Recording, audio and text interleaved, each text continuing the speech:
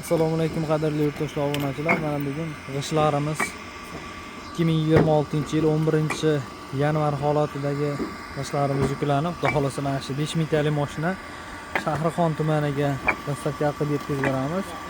Unga Shahrixon atrofida g'isht kerak bo'lsa, bemalol telefon qilsalaring ushbu kunda Shahrixonga yetib boradi.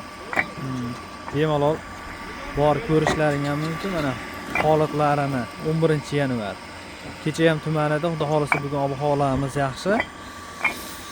Salarkali mashinalarda ham yetkazib beryapmiz. Ushbu kunga Quvada ham g'ishtlarimiz bor.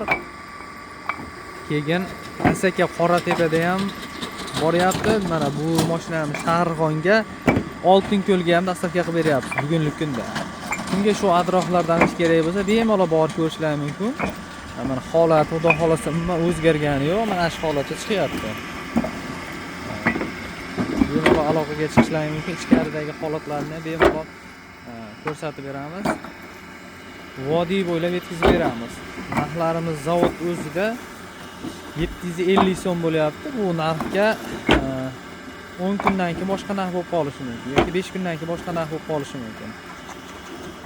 Hozircha shunaqa, dastlabkilarimiz salarka bo'lgani hisobiga ozgina oshgan. Bemalol aloqaga chiqishlari mumkin. Ichkaridagi holatlarni ko'rsatib beramiz.